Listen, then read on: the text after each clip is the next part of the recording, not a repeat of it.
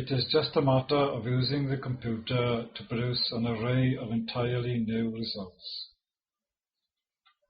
Photon mass means that there is no Big Bang, and indeed, Big Bang has been discarded on the basis of experimental data from the Hubble Space Telescope and on the basis of many criticisms of it, many by the AIAS school of thought.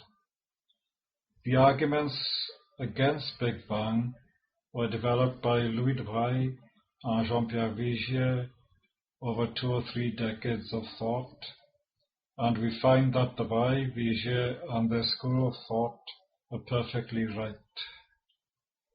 Big Bang was a prime example of Langmuir's pathological science.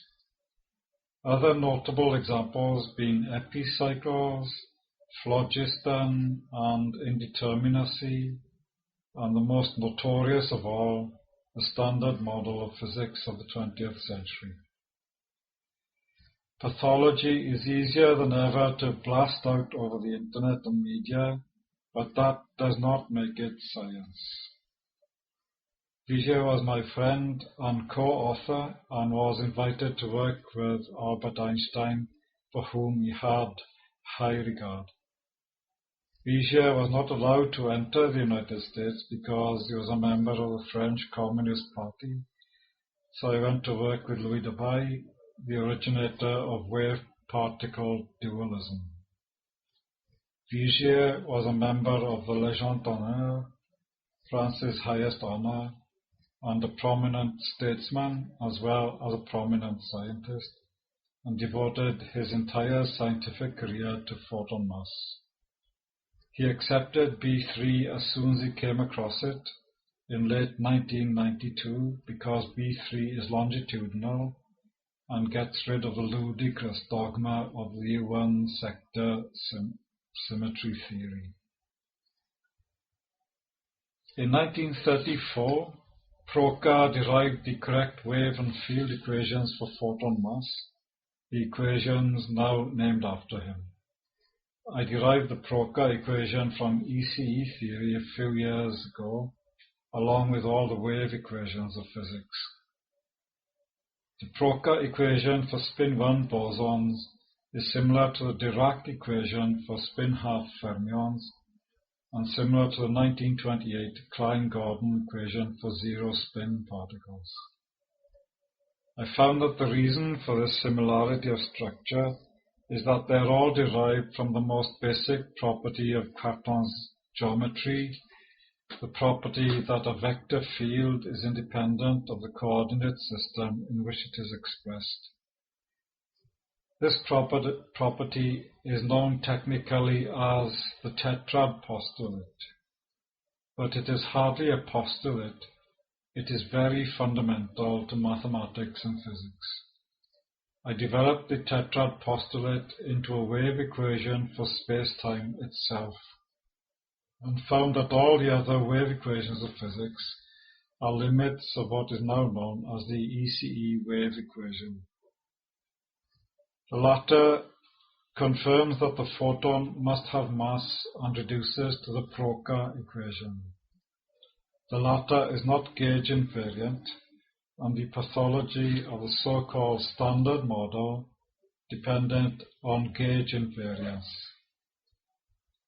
So photon mass means that there is no U1 sector symmetry, and electroweak theory collapses. The theory behind CERN collapses. I have begun the task of replacing the electroweak theory in earlier papers on EC on the www.aias.us site.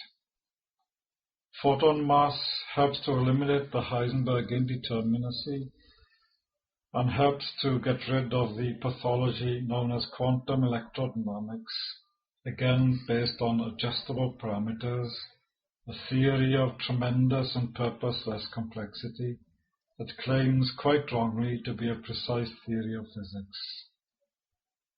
José Croce and his school in the University of Lisbon are followers of de Broglie and Vigier, and have devised many experiments to get rid of indeterminacy from physics. I have derived the Schrödinger and Heisenberg equations from geometry without making use of indeterminacy at all. And it was Vitae who persuaded Vitae to oppose the Copenhagen Accord on quantum mechanics of 1927. At that Solvay conference, Vitae told me rather grimly that the Bri was shouted down by Heisenberg. Louis de Broglie proceeded to reject indeterminacy for nearly 50 years and was still working into his 90s. Judging by the intense interest in ECE theory, there is essentially an unanimous rejection of the obsolete 20th century pathology, and this is a very healthy thing for science and freedom of thought in general in an age of media saturation. He who controls the media controls minds and, of course, public funding. Horst Eckert of AIAS has pointed out that the photon with finite mass cannot vanish after being absorbed in an atom or molecule, and that the background may be made up of photons and neutrinos that have lost velocity. This completely changes our view of cosmology, the dogma of which has been shredded by the various AIAS papers and books now avidly read worldwide. That dogma relied on the existence of an electron plasma, but asserted that photons and neutrinos had no mass. It used the field equation due to Einstein in 1915, which is now known to be completely wrong. A new cosmology has been derived from ECE theory. Eckert has suggested that the paths of massive photons are determined by diffusion equations through a process of Brownian motion.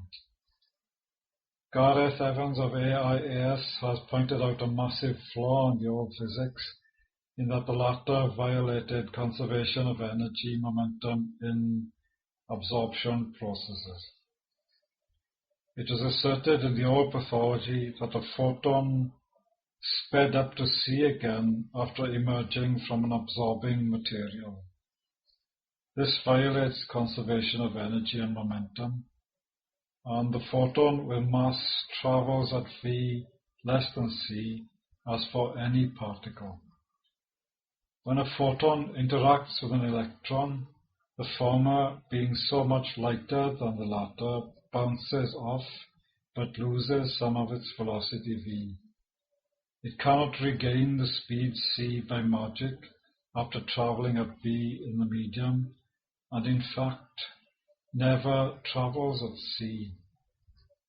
The latter, in photon mass theory, is a universal constant fixed by international treaty and standards laboratories, and is not the speed of light in a vacuum.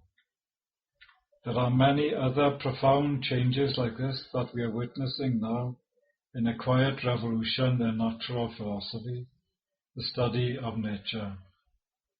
Pathology is Bacon's idol of the cave.